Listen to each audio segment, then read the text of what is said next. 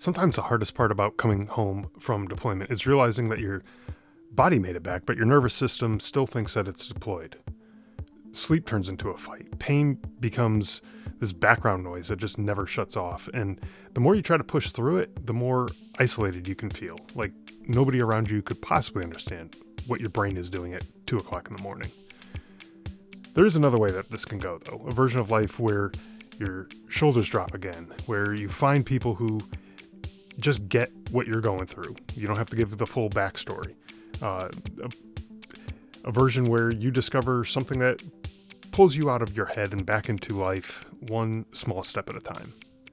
That's what this conversation today is going to be talking about. Rowdie McMahon, our guest today, talks about working as an Air Force nurse in Afghanistan, the nonstop urgency that she experienced, the mass casualties, and what it did to her after she returned. She also shares things about the chronic pain, years on heavy medications, tapering off of them, mental health support, and how the Wounded Warrior Project and their programs helped her rebuild from the inside out through nutrition, adaptive fitness, and community. Before we get into this episode, though, I want to take a moment to raise awareness for something that's deeply important to our community, the Global War on Terrorism Memorial Foundation. This organization is working to build a permanent national memorial in Washington, D.C. to honor the service members, families, and civilians who are impacted by the global war on terrorism.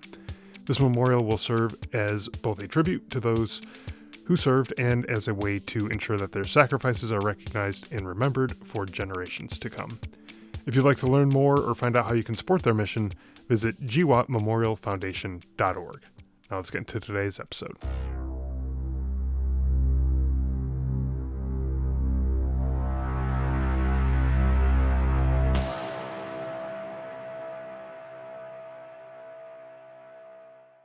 Hey, Rowdie, welcome to the show. Really glad to have you here.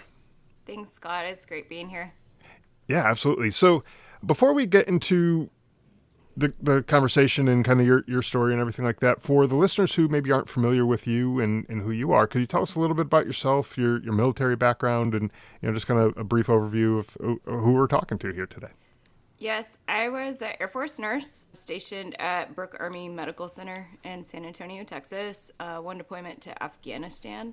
I worked med-surg, so basically like your regular floor nurse.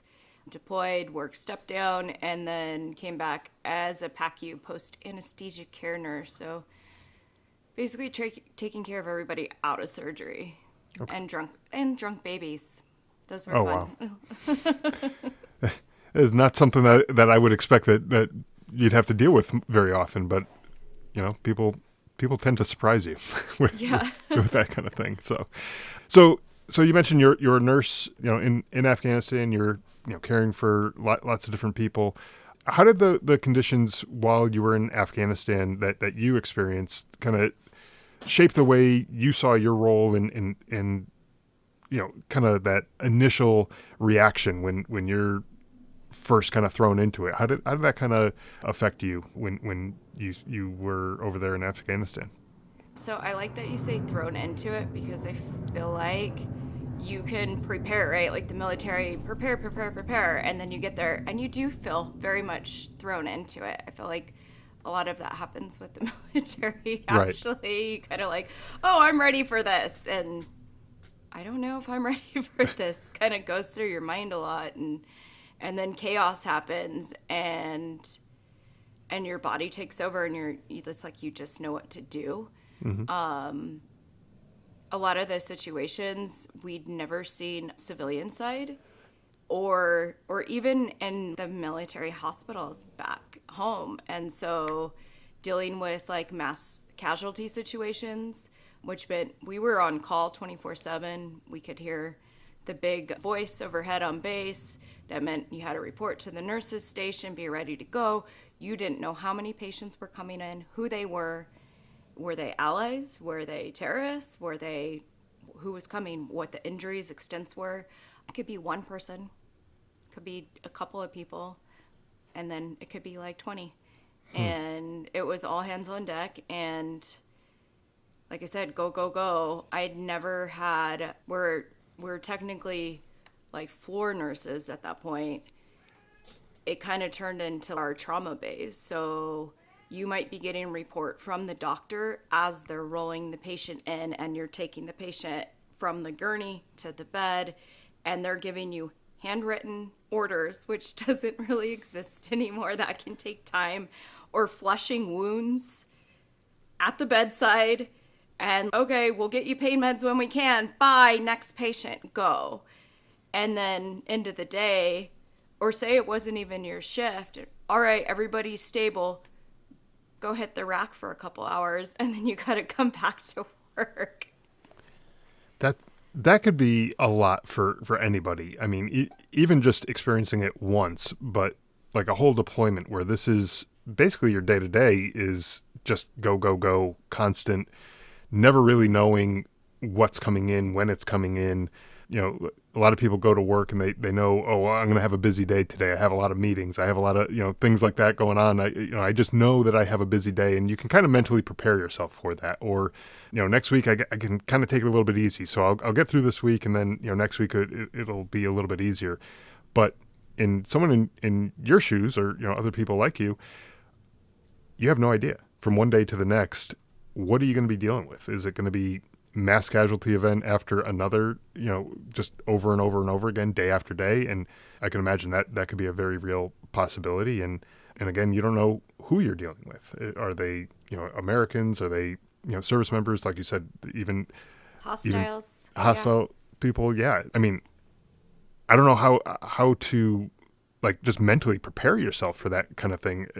There's probably really no good way to do it other than, I don't know, when you have downtime, take the downtime and use it hard, Yeah, you could say that. Yeah, I feel like there was times you didn't really get to process everything because it was like, okay, try to go to sleep. And there were days that I think we had a couple hours one day where we had no patients. And I was working day shift at that point, and we had a new hospital commander. And we were listening to Marvin Gaye on the radio and dancing at the nurse's station, and he peeks around the corner and we're all dancing at the nurse's station. He's like, by all means, continue. Sir, we've never had no patients before. This is the first time we're just going to enjoy this moment. Yeah. And so it could be very high tempo to very slow, and there could be slow days. And from working to the States where you had sick patients, and you always had patients, to sometimes, okay, one or two, and it's very different patients. So we're talking wound care, pain meds versus people that needed your attention hourly, or sometimes you couldn't even leave a room. And so there was sometimes downtime, and that kind of drove me crazy. I'm more like, I needed to be doing things. I felt like I needed to be a busybody because I was used to not sometimes taking lunch breaks or latrine breaks and going, did I even pay this like whole 12-hour shift? And like being able to do that was kind of a blessing, but also, the opposite side of the coin to that too is, well, at any moment. Right. Yeah. Don't say the Q word. Whatever you do not say the Q word. You don't. Yeah, you don't really want to do that over extended periods of time. I mean, if you had to do it here and there, but that's probably okay. But that's probably not the best thing for your health, your physical health, if you're continuing to do that over prolonged periods of time. Now, when you came home from Afghanistan, obviously the pace of life changed. It shifted from that go every single day, not knowing really what's going on, to probably a more steady routine pace of life. Did you notice any kind of changes in yourself that, for better or for worse, that you were like, wow, I didn't realize that had affected me so much, as I was over there? Or were you pretty much the same coming home as you were when you left? I definitely wasn't the same. For one, I had injured my back taking care of an Afghan allied patient. And so that changed things, where I was running sometimes 6-7 miles a day. When you're deployed, you hit the gym hard. Yeah. You work hard and you hit the gym hard. And that went from even mid-deployment to not being able to carry my IBA, which weighs, 35, 45 pounds. And, like, technically, I should have been sent home. I was seeing the chiropractor. I was getting dry needling from physical therapy. They were giving me muscle relaxers. Like, I was a hot mess. But I was like, I don't want to let my team down. I want to finish this deployment, kind of grin and bear through the pain. When I got home, I still couldn't run because of what happened with my low back and hip. And so being able to walk became even hard because as a nurse, so when I got back, I switched units, same hospital, but I went from floor nursing to that post-anesthesia preoperative care unit. And so, yes, you sit, but you also stand a lot, and then you're pushing beds, where we didn't push beds as much. And so that took a toll on my body. And I think it took a few months. I'd started going to B-Hop at Fort Sam Houston because I knew something was going on. There were some things like I started having nightmares. I wasn't sleeping. My husband would sometimes have to wake me up because you start shouting in your sleep or whatever, or throwing fists. And he would have to wake me up, and I'm like, okay, I need to address this, right? This isn't good.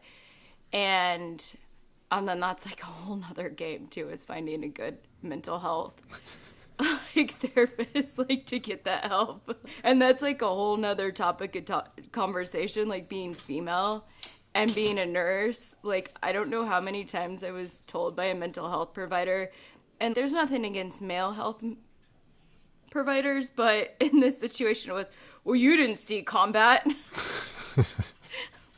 Well, you're okay. Like, I think you're making a mountain out of a molehill, or you're being too sensitive, and you're going, okay, I need to see somebody else now. And you had to learn to advocate for yourself. Oh, yeah. And so that was kind of difficult. That was new for me. Yeah, and I would argue that you probably saw the worst parts of combat, because there are people who are in combat where nothing happens to them.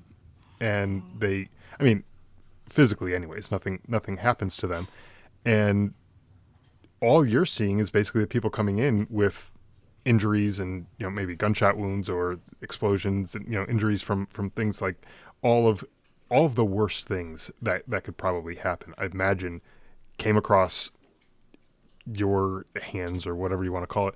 You were involved in some of the worst parts of it. So while maybe you weren't in an actual firefight in that moment, like, you still saw all of the things that came through. So I don't know who this person was who was talking that way, but I think they kind of had their head up their ass.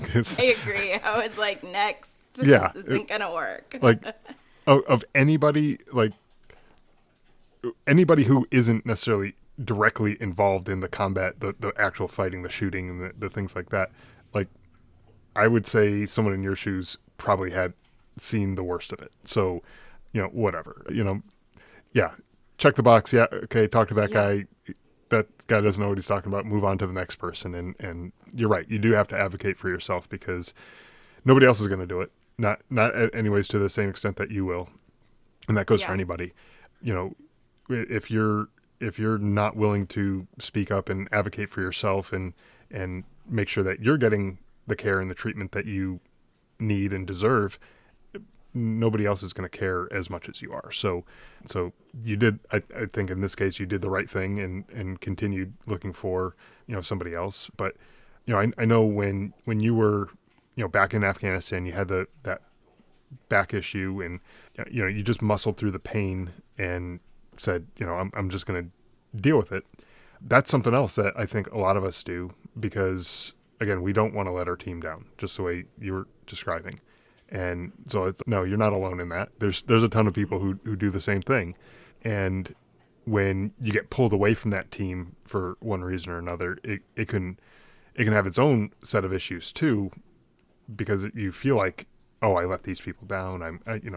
Maybe I failed at my mission or whatever. And so, there's two sides of all the different coins that are going on here, but it's a lot. I think I'm saying all this because I don't want anybody who's in your shoes, who is hearing that same type of message from another provider saying, no, you didn't really experience anything traumatic. So why are you here? Why are you even, worried about this type of stuff? There are a lot of things that we all experienced, and, whether bullets were flying over your head or not is kind of irrelevant, because there may have been something else that was a traumatic experience. And, you had a lot of those things. And so I'm sure there was, even with the physical injury, there was some doubt that creeped in your head, and there's some other things that were stirring up some different kind of emotions and all that kind of stuff. And so, yeah, maybe you need to talk to somebody. There's no shame in that. There's there's nothing wrong with that. So, I think when you have those type of things, it is important to find the right person, I guess. All that to say, find that person who understands what you're going through and how it's affecting you, Right. Yeah, that mental health journey is definitely, everybody's journey is different. Everybody's trauma is different. And one of the girls I follow now, and I love this saying, is like comparison, right? Comparison is the thief of joy. Yeah. So who am I to compare my trauma to somebody else's trauma? Like, where does that get anybody? Yeah. So, yeah. Yeah, and I've said this before too, is if you have two people and they're drowning, and one person's drowning in 10 feet of water and the other person's drowning in 100 feet of water, which one of them is drowning worse? They're both drowning. It doesn't really matter. Yeah. So from the physical injuries that you had when you got back home, I imagine you probably went through some sort of process to heal on some of those things, or are you still in that process? I'm not sure. How did that all look when you got home as far as the recovery from all of that? That was a long, arduous process that's still ongoing. I mean, some injuries never really leave. We just learn to live with chronic pain. Yeah. And thankfully, I'm not on as many medications. I think they had me on like hydrocodone or Percocet for 2 years, and then finally started working on a med board. And here I was, still a nurse, even though I couldn't take this at work. But again, grin and bear it. Yeah. And that's a roller coaster and a half. The guinea pig with medications. And like at one point I was going through for fertility treatment with my husband. So I had to go off of a lot of psych meds that the VA had me on. Slowly tapered off them carefully under doctor. So I want to specify that. Don't just stop psych meds. Like that's horrible, because bad, yeah. This process took months. And it was not easy on my body or my mind. And like I was doing self-check-ins with friends and my husband, because at any point do we need to take you to the hospital for inpatient therapy? Because there was days that were definitely harder than others, because you're messing with your hormones when you go off meds like that. And once I was finally off of them, and I was in a place where I had good mental health provider, and I had been seeing therapists for several years, I felt strong enough that, okay, I can do this, right? And it was like a fog had lifted. And I kind of looked back and tried to process, what was that? This was post-COVID. So maybe back in 2022. So we're talking a good 4 years of being on heavy medications, maybe more. And God, I was a zombie. And so that was kind of like a process of rediscovering myself and who I was, and like understanding my limits, or being present in my body. Sure. So paying attention, right? Because it's really easy to overdo things. Like the days you have energy and that motivation to do things, and it's so easy to overdo things. And sometimes my husband even has to go, hey, are you doing too much? Are you going to regret this choice? Yeah. So, yeah. And part of that was after going through the physical health and wellness program with Wounded Warrior Project. Because it was modifying things and paying more attention to and checking in with yourself. Yeah, I wanted to get into that Wounded Warrior Project, the physical health and wellness program that you just mentioned, because for a lot of people out there who might be dealing with some sort of physical health issues, they maybe aren't aware that this is even a program that exists, and how can it help them, and maybe they've tried other things, maybe through the VA or through other organizations, and it's just nothing seems to be helping. And I always like to give different options for folks and let them know of the programs that are available. And so this is one that came across, and it sounded really interesting, and I wanted to kind of learn a little bit more. But I'd love to hear from you, kind of, well, first off, like where you first got involved with it, like how did you hear about it, and kind of what made you think that this was the right program for you, and then kind of your experience going through the program as well, as far as what was that experience going into it, and then how did you come out of the program, and how did it benefit you? So I got really involved with Wounded Warrior Project. It was during COVID. And I think a lot of us were not doing healthy things during COVID. Right. Yeah. Yeah. And I remember just looking in the mirror and going, I don't recognize myself. Mm-hmm. I was an athlete before, and so you go, whoa, I don't recognize myself. I'm not happy with myself. And you just kind of internally look at everything and you're like, all right, time to change something. What is that? I need to be more involved with people. I need to do this. I need to do that. And I was watching TV, and because for the longest time in my head, I didn't think Wounded Warrior Project would be a fit for me because, well, I'm not an amputee, or I didn't like that mental health provider. I didn't see combat, right? I saw the aftermath of it. I wasn't in combat. And it was the saying, not all wounds are visible. And so that stuck with me. And so, okay, let's change something. So I called the resource center, and they got set up with the Post and their weekly newsletters, like different things that are happening. And the focus, they're like, is there something you want to do, one of the programs? And I'm like, well, I'd really like to start focusing on like my physical health and wellness. And they're like, oh, well, we have the perfect program for that. And it's kind of a holistic approach to everything. And because it was during COVID, a lot of it was virtual. And so we had meetings with coaches, and they'd go over, like, one day it'd be about nutrition. And even as a nurse, I was learning things. Mm-hmm. And then some parts were fitness. And a lot of it was adaptive fitness and how you can modify things depending on your needs or your injuries. And so it was all encompassing. And then we went to San Diego, depending like where you are in the United States, for a 3-day expo. And that was the first time I like hung out with warriors, and we were having to wear masks, and we're in a ballroom. We're all separated at tables and doing yoga outside with like our yoga mat 6 feet apart. But we're veterans. We made it fun. Mm-hmm. We were laughing about stuff, and I was having conversations that there's a special sense of humor, I think, in all of us. Yeah. Things can go sideways really quick, but in the best of ways. Sometimes the worst ways, and you got to dial it back, but sometimes the best of ways. And that's where that camaraderie comes in. I'm like, hey, these are my people, right? Mm-hmm. And so now I had basically a team of people, and we're all encouraging each other to, go outside and go for a walk, or eat healthy, or not look at our phones while eating dinner, so that we're paying attention to how much we're eating.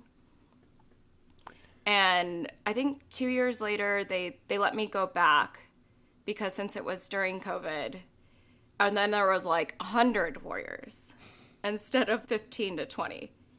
And we didn't have to socially isolate, and we were able to do more. And I probably have lost 20 pounds since doing that, like slowly, healthily, mm-hmm. and I'm more active because I would figure out what worked for my body. Sure. Where I wasn't overdoing it. Like, I know I can't lift heavy weights.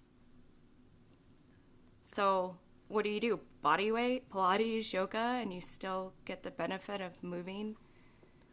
Right. And the mental health benefits that you get from doing physical exercise or other things like that is pretty huge too.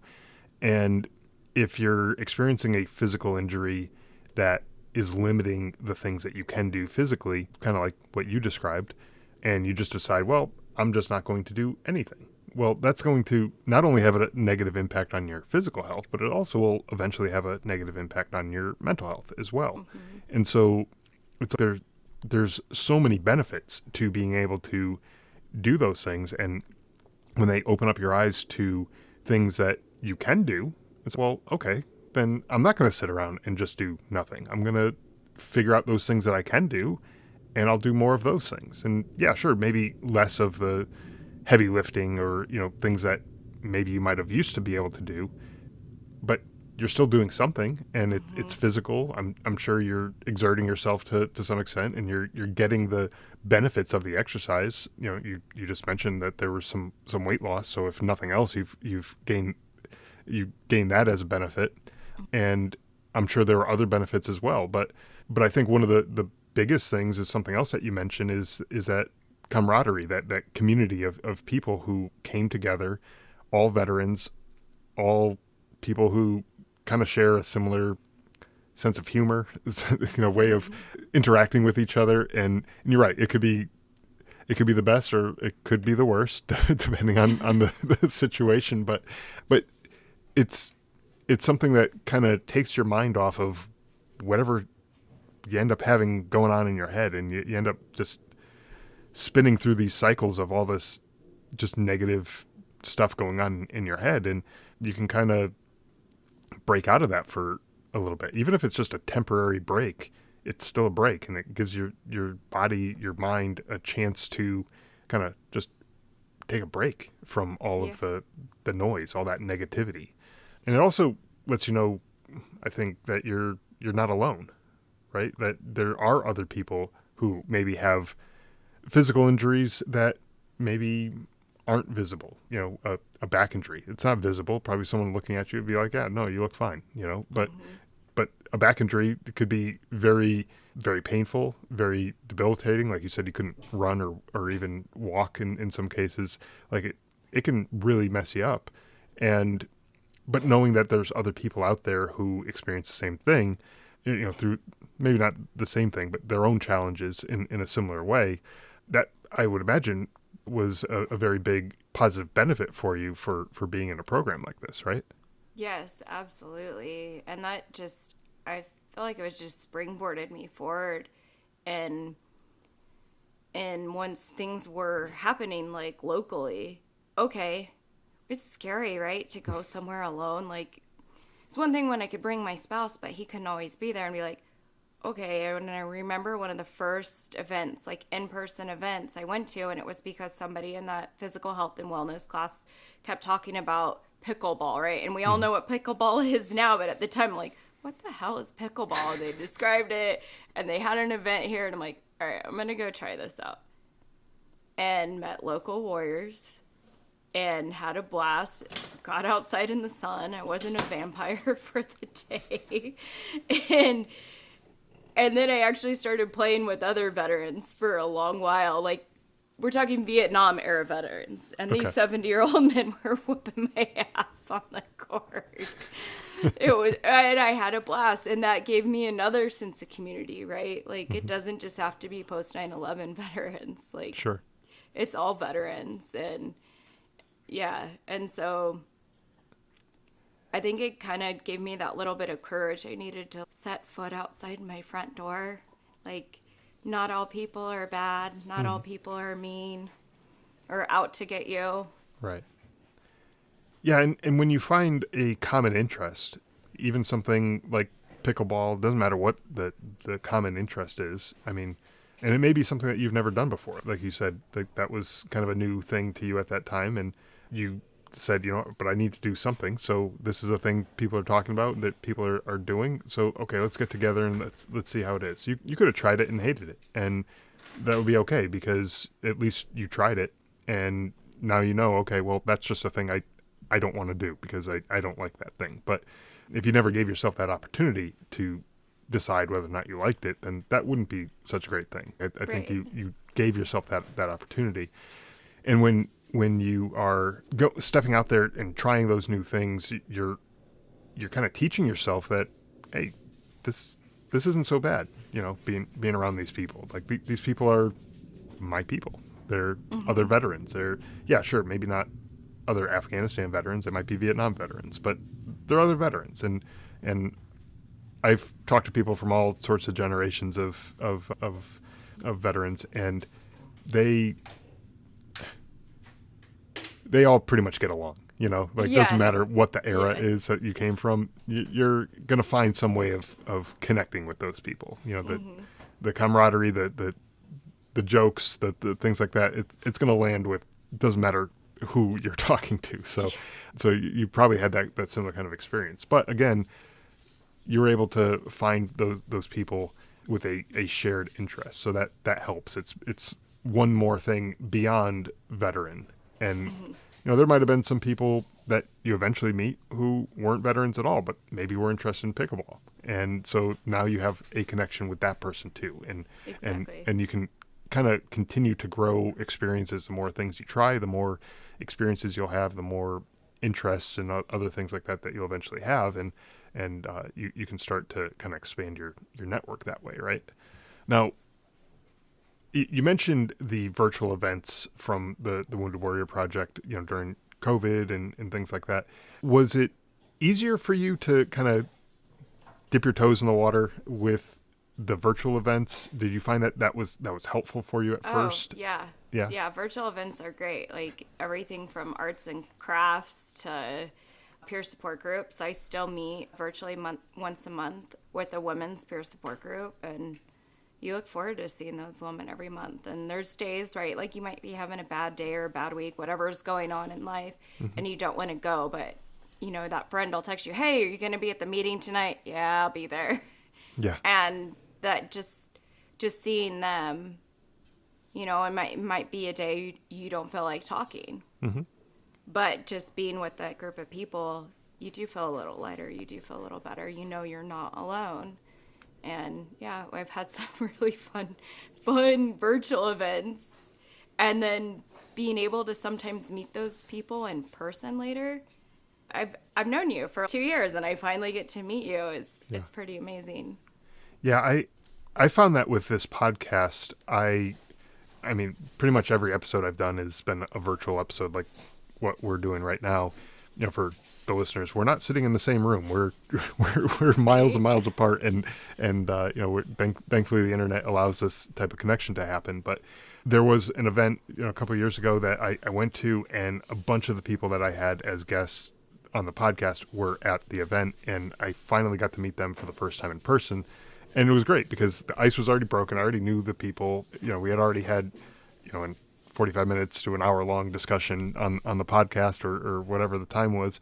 And then we got to meet in person and have those conversations in person and more experience-based things. Like we got to go do things together, experience things together, as opposed to just a virtual conversation where there's no physical proximity, that type of thing, but which is good, but it kind of like helps you break the ice a little bit, and it makes it that much easier, where I may not have approached those people, and had I not spoken to them on the podcast, I may not have gone and talked to them or hung out with them or done anything like that, because I didn't know who they were. And so that these virtual things really are useful for that type of thing, and then you can translate that into real world experiences as well down the line, right?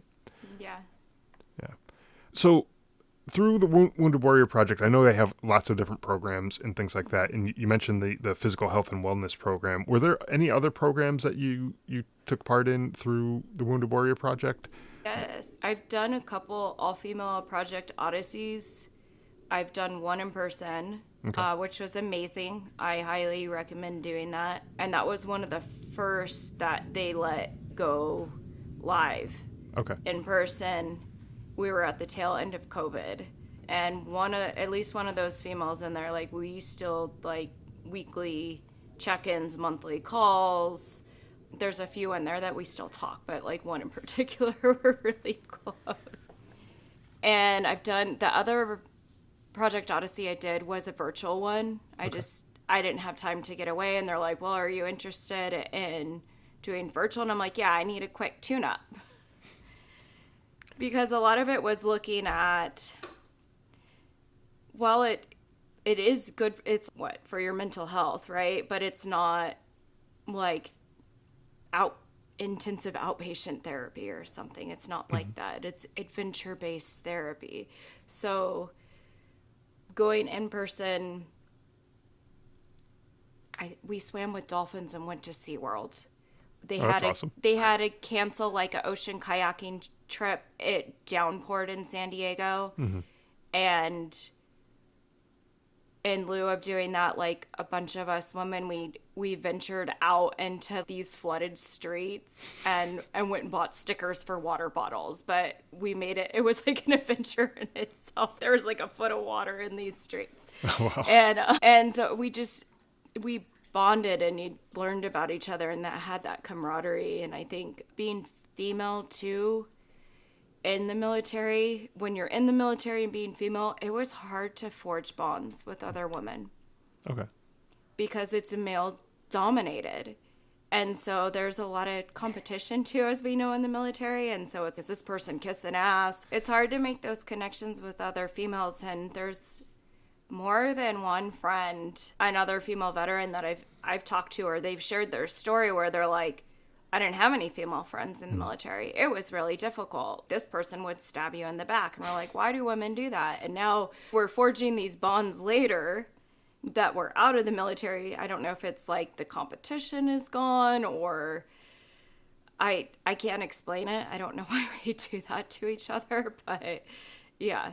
Yeah. And I don't know. I wasn't a female in the military, so I can't say that I share that experience or, that I understand it at all. But you're right. It's going to be different for, a female going through than a male. And so having those folks who had a shared similar experience being a female in the military, it's probably good to be able to hang out with those people who understand what you went through and understand how your service might have affected you in, one way or another. And so, having those programs where you can get together like that, I think are pretty important.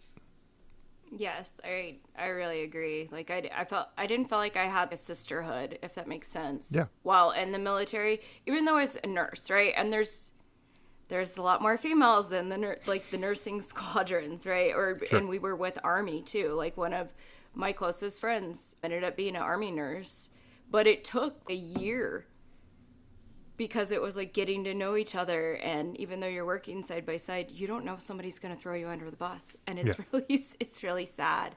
Where I have other female friends that they might have been one female out of 200 males and no other females.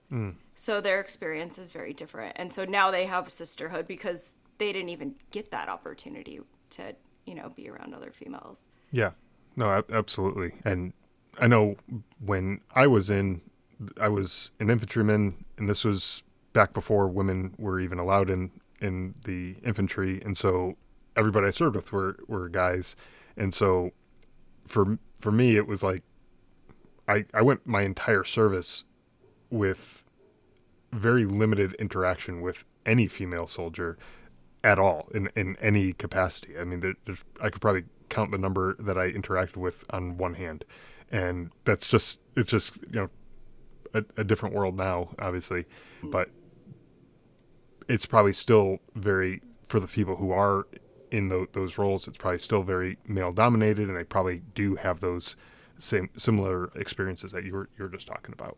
But I think one of the great things about all these programs that you're talking about are those connections that are formed, the camaraderie, the bonds that you form, and sharing your story maybe with somebody and letting other veterans know that they don't have to go through it alone, that they're not alone in whatever it is that they're going through. There are other people who have experienced very similar things, and that's something that you get to do through these programs.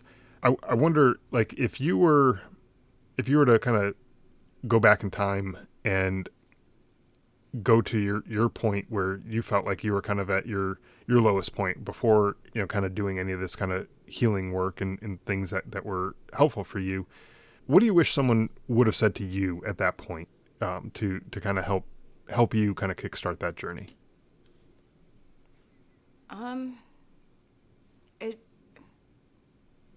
I think part of that would have been like, I think people knew, but they're sometimes afraid to ask, right?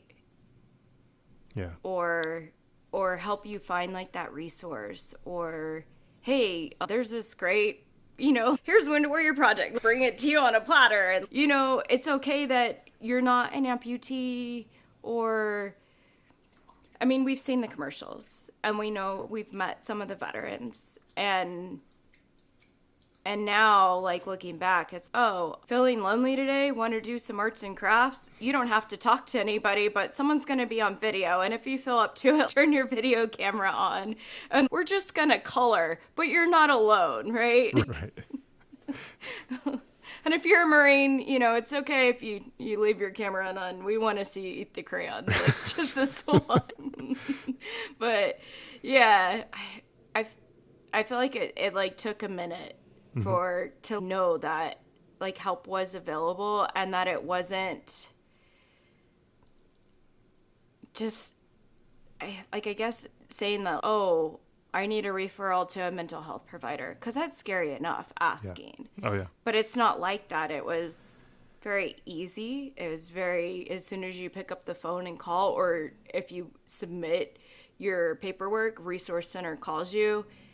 And just like their intake questions, they're like, okay, well, what can we do for you today?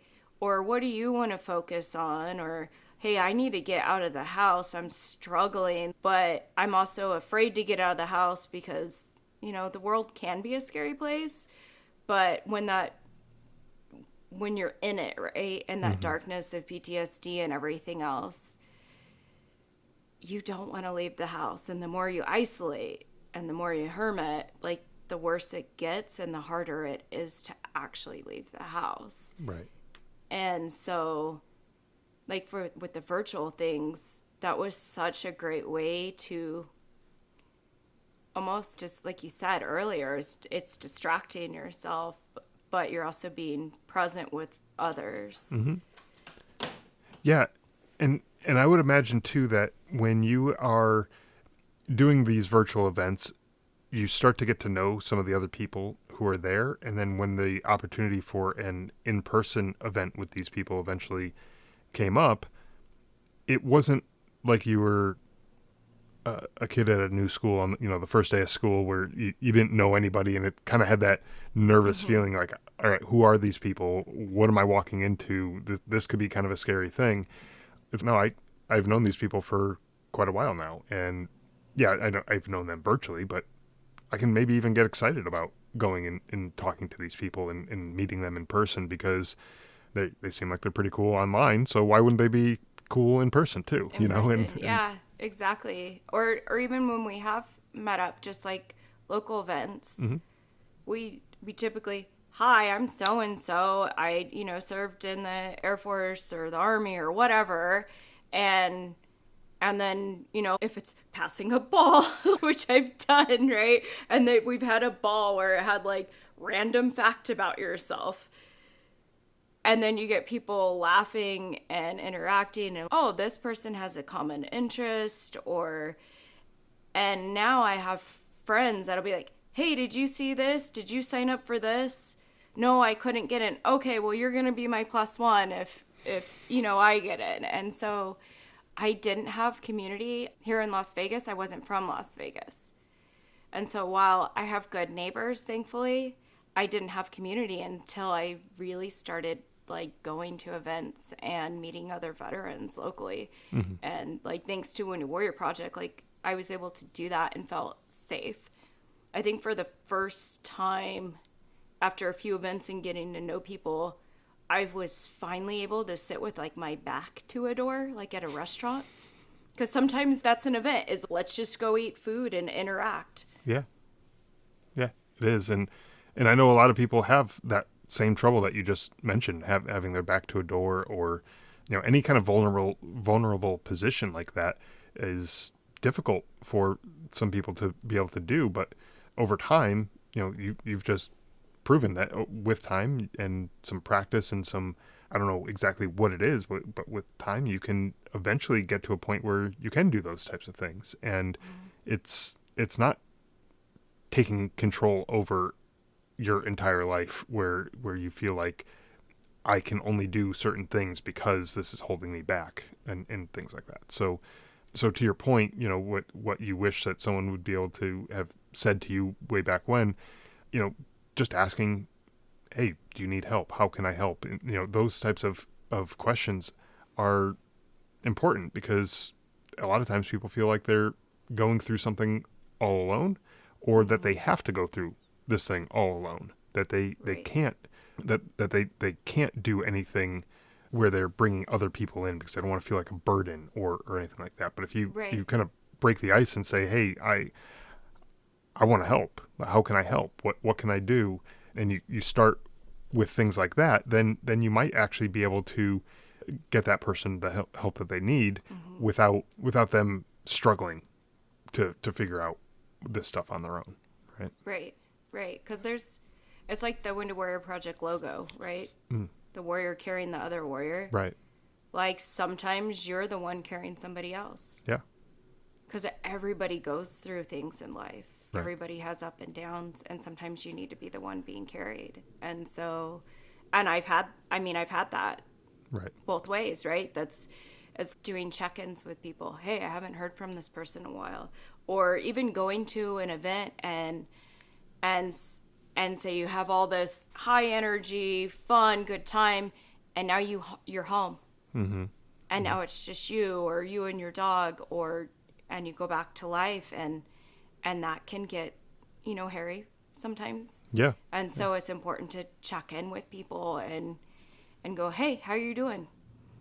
Or as simple as, I was sick a few weeks ago, and it was another female, and we bonded over 80s cartoons, and I'm like, I found all the old Rainbow Bright episodes on YouTube, and she just lost a family member, and I knew she was down.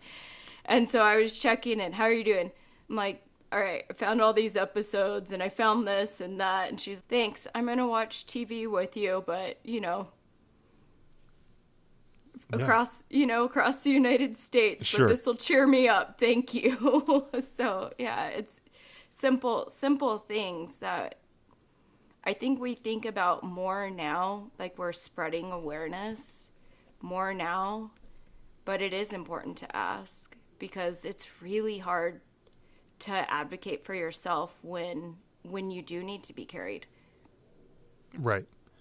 And you brought up a great analogy of the Wounded Warrior Project logo, and for anyone who's not familiar with it, I'm not sure how you cannot be familiar with it because it's everywhere, but but it's basically two soldiers, one carrying the other, kind of up on his shoulder like that. But I don't think anyone for a second would look at that logo and say that guy who's carrying the other one is thinking to himself, oh my God, this sucks. I hate this.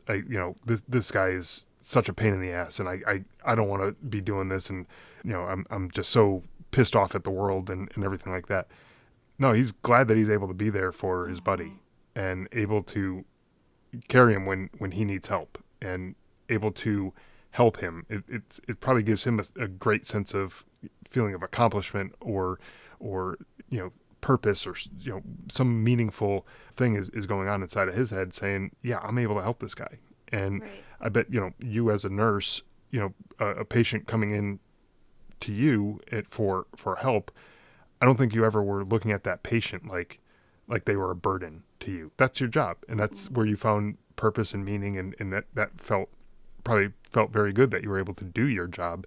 Looking at it from the other way around, just because it's something, a mental health thing or even if a physical health thing, and you're just trying to muscle through it on your own.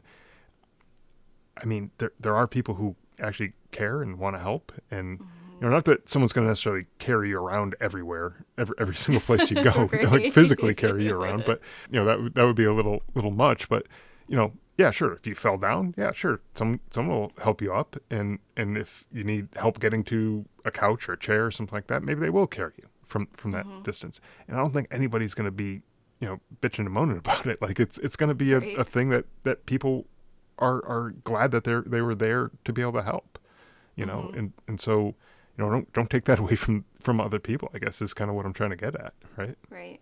Yeah. Right. Like the no man left behind, Yeah. right? Like, Oh yeah. yeah. Someone gets wounded, or unfortunately that it happens, people get killed, and nobody looks at that, oh man, I got to go do this now. It's part of the job. It's part of the duty. It's part of being human, caring about people is helping them out. I think Right. that's what part of the thing that separates us from wild animals is, like, the wild animals don't necessarily care about the other wild animals. They care about themselves, and how do I get food, and how do I get shelter, and all the things that I need. I'm going to go figure that out for myself. And yeah, sure, they probably have a close family of other animals that they care about, but to hell with everybody else, and they're going to worry about themselves. But that's not human. That's not human nature. Right. And we do care, so. Before we wrap up, is there anything that we've missed that you want to cover that we might not have got a chance to talk about? Anything that you want to share, or anything like that?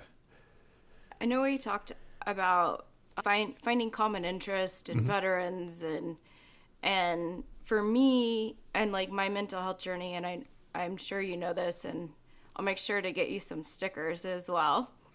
There was a point where, when we had first moved here, and my husband was afraid, because he airline pilot, and he was afraid that if sometimes he'd leave the house, that maybe he wouldn't come home to a wife. So he'd be doing check-ins and that sort of thing, but at the same time, is something gonna happen? Will she ask for help? Will I ever smile again, or really feel joy, right? Sure. And they have an exotic car racing place here, and that was a birthday present, and he put me in a car and couldn't wipe the shit-eating grin off my face, and it clicked for him. And so we did some research. He knew how to build a race car. This like long history of his family racing cars and motorcycles and all these things. And so, like, before I knew it, we joined an amateur road racing league that required you to switch drivers every couple hours. And after the first race, I'm like, we need to share this with others. If this can bring me joy, and we're in the pits in the garage area, and the team's next to us, and a lot of them are veterans, and they get together and they build a race car and they go for a long weekend. We're talking 7-8 hour race days, and you all have to work together. You want everything mechanically to work right. You have pit stops. You got to change tires. You got to refuel. Like, everything has to work right. You got to communicate with the driver, make sure they're healthy, and everything's working right. And we wanted to bring that to other veterans. Okay. To give them that camaraderie, and maybe they didn't grow up with racing or know how to build a race car, right? Or maybe they like to work on cars. And so now we have 2 race cars, and February for the race in Sonoma, that'll be the first time we bring 2 race cars to the track. And I have 3 other veterans that we're working on putting in one of the race cars. And so we're basically building a family support and veteran race car team, and go have fun and meet other fun people. And at the end of the race day, we all get together with the other teams, eating food. Those who drink can drink, but yeah, and we're all just telling stories and shooting the shit, like veterans and civilians alike, and bonding over this. And so I know, like, a lot of veterans, we have that adrenaline side to us too. Yeah. And that was one of the few things I noticed, that while driving the race car, because you have to focus. You have to focus on your next turn, your braking markers, who's around you in the other race cars, and then what's my fuel gauge, what's the temperature, all these different things. I didn't have time to be hypercritical in my head or worry about those thoughts. It just shut up for once. It just shut up, you know? Yep. Yeah. And you had to be present in your body too. Hey, my mouth's a little dry. Yeah, I probably need to drink some water, right? That is part of, yes, your head's on a swivel in the race car, but at the same time, it's like, mirror, this corner, oh, water, Yeah, and sure. go. And so, yeah. But we called the suicide crisis line and said, hey, can we put this on our car? And it was right after they released the 988 number, and then, you know, +1 for veteran crisis line.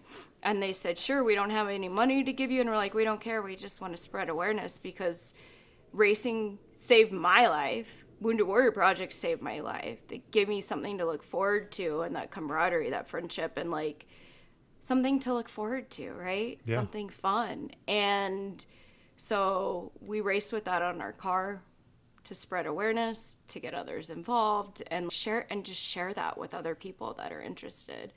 So, Well, that's great. And that racing, I mean, and it could be any number of things, but in your case, it's racing. I think it's important for people to find that thing that lets you feel some sort of joy again. mm-hmm. And it's hard sometimes, especially where you're stuck in your own head for years and years sometimes in some cases, and people just they don't get out of their own head and get out of their own way, and eventually you feel like there's nothing that will bring you joy or any sort of Mm-hmm. happiness or other positive emotions or anything like that. But, you know, this one experience that you had, like you said, you couldn't wipe the grin off your face, and it was just there, and because you enjoyed it so much. But had you not tried it and stepped out and actually tried to do that thing, you would never have experienced. You wouldn't be doing the things that you're doing now, and you'd be, you know, back a few steps in this journey, right? And so I think the kind of takeaway from there is, you know, maybe racing doesn't sound appealing to a listener. Okay, that's fine. It's not for everybody. There's a lot of things though that are out there, and Right. the important thing is that you try something, and even if you think that maybe it's not going to be for you, maybe it will be. You know, just give it a shot and see, and when you do that, eventually you'll find things that do spark some sort of joy, that do give you that smile that you just can't wipe off. And when you find it, latch onto it and then keep going with it, right? Because Yeah. there's no way of getting that just by sitting at home in your own head, not doing anything, you know. So it's a good thing that you found it. Yeah. I'm really glad we like found that, and that just kind of, you know, it was an epiphany, really. But every great idea starts with what, like that light bulb moment. Yeah. And going from there. And we've even had friends come out that they're like, "Oh, I wish I could drive, but I get car sick." Okay, but you like to take photos and video. Come hang out with us. And they're like, "That was really fun. Okay, Yeah. I see you like what you guys do all day. You're really working for a common goal. Like you have a mission." And yeah, and then at the end of the day, you close the garage doors, and then it's time for fun and hanging out. And Right. Yeah, and that's a great point too. You know, you don't necessarily have to be driving. You don't necessarily have to be doing. You know, you could be doing something else that's related to it, and you know, like you said, taking pictures or whatever like that. That's cool too. And if that's your thing, then do it and find the thing that you like and the thing that brings you some joy. So. But this has been great. This has been a great conversation. A lot of great resources, and I will have links to all the stuff. Obviously, you can go to the Wounded Warrior Project website. You know, that's pretty easy to find. But I'll have links to the various programs that we talked about and things like that. So any of the listeners who are interested in joining up with any of those, they can find out more information. Is there anything else outside of the website that we should be aware of as far as the listeners go for resources or anything like that? No, and if you're not sure like what your needs or what you want, like I said, just call the resource center, because they're gonna help you figure that out, and they'll set you in the right direction, because there's so many programs I haven't even experienced, and getting together with other warriors, you learn things. You're like, oh, that sounds fun, or I want to try that. And so it just kind of just opens up a whole new world. That's awesome. And yeah, so definitely check out that resource center for the listeners. And Rowdy, thank you so much again for coming on the show and sharing your experiences. I know it's not always the easiest thing to share, but you opening up and sharing, hopefully someone else hears your story and it resonates with them, and that's the spark that gets somebody else off the couch and into a better, happier way of living. So thanks so much. Thank you, Scott.